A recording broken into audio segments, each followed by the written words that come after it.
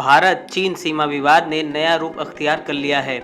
गलवान घाटी में भारत और चीन के सैनिकों के साथ हुई हिंसक झड़प के बाद से ही भारत में चाइना के सामानों को लेकर विरोध जारी है। आपको बता दें कि चीन के द्वारा किए जा रहे नापाक हरकतों से परेशान भारत सरकार ने अब कड़ा रुख अपनाते हुए चीन के 59 ऐप को बंद कर दिया है।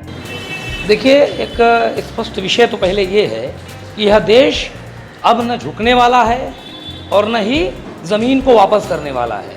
अब ये दबने वाला देश नहीं है, ये मोदी का देश है और भारतवासियों को उन पर गर्व है, क्योंकि जब हमने अपना इंफ्रास्ट्रक्चर डेवलप करना शुरू किया है, भारत की सरकार ने अपने सीमावर्ती क्षेत्रों पर ध्यान देना शुरू किया है, तो जितने भी पड़ोसी देश हैं उनके पेट में दर्द होना शुरू हुआ है। यह विषय लड़ाई पीओके की है, असली लड़ाई चाइना से है ही नहीं है। चाइना तो ज़बरदस्ती बीच में कूदा है।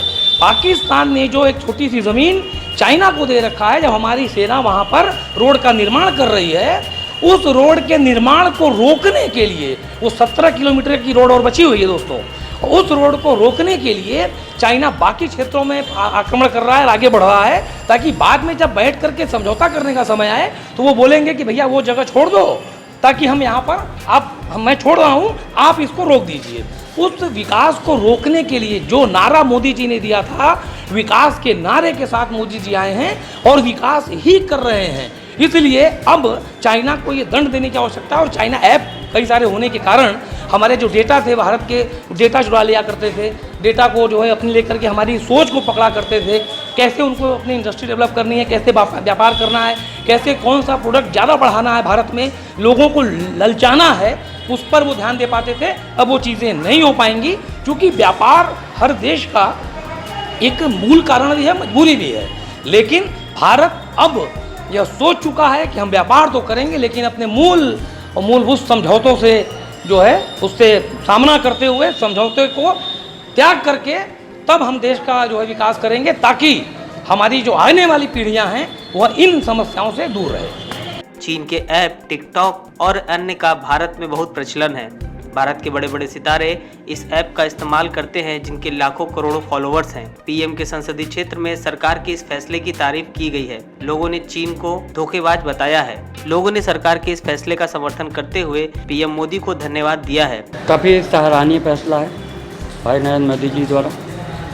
ये पहले ही एनडीए सरकार द्वारा जो नारा लगाया गया था कि विदेशी भगाओ स्वदेशी अपनाओ, नरेंद्र मोदी जी द्वारा उसको पूर्ण साकार किया जा रहा है, जिससे चाइना के 59 ऐप्सों को बंद कर सारे लोगों, प्रदेशवासियों, राष्ट्रवासियों के प्रति हर्षोल्लास का माहौल है। और चाइना जिस प्रकार से भारत विरोधी होता जा रहा है, उस प्रकार से हम लोग के में जनता के मन में आक्रोश की भावना है। हम लोग द्वारा जनता से अपील करेंगे कि चाइना के कोई भी प्रोडक्ट को न खरीद कर स्वदेशी अपनाने का प्रयास किया जाए। लोगों ने बताया कि चीन एक धोखेबाज देश है, जो मौका मिलने पर भारत के पीठ में खंजर भोंकता रहता है। इसलिए चीन के सभी चीज़ों का हमें बहिष्कार करना चाहिए। देखिए, प्रधानमंत्री का जो ये काम है, बहुत ही अच्छा काम उन्होंने किया है कि जो चाइनीज़ों पे रोक लगा दिया है। और जब से हमने कल समाचार के माध्यम से सुना है, तब से अपने बच्चों को मना किया कि जितने भी ऐप हैं इनको ख़त्म कर दो। उन लोगों ने भी इसका वो किया है, उन लोगों भी ने ऐप सारे उड़ा दिए हैं। और प्रधानमंत्री जी का जो ये कदम है, आगे भी अभी सोचना है। इनके बहुत से अभी चाइना के सामान हैं जिस पर सब पे प्रतिबंध होना चाहिए, क्योंकि चीन ऐसा गद्दार देश है कि उस पर भरोसा करना ठीक नहीं है। जैसे कहावत है ना कि कुत्ते का जो पूँछ होता है उसको पाइप में डाल के साल भर रख दीजिए, फिर निकालिए, तब भी वो टेढ़ा हो रहेगा। तो इसी तरह चाइना है, इसी तरह पाकिस्तान है। इन दोनों का कोई मुकाबला नहीं है। इन दोनों को जब तक जड़ से नहीं खत्म करिएगा, तब तक ये नहीं मानेंगे। पेश है न्यूज बकेट हिंदी मासिक पत्रिका। पढ़ें इस महीने की पूरी खबर विस्तार से हमारे न्यूज बकेट की मैगजीन में। हमारी ई मैगजीन को मुफ्त में पढ़ने के लिए अभी लॉग इन करें www.newsbucket.in पर। इसके अलावा रोज की ताज़ा खबरों के लिए हमारे YouTube चैनल को तुरंत सब्सक्राइब करें।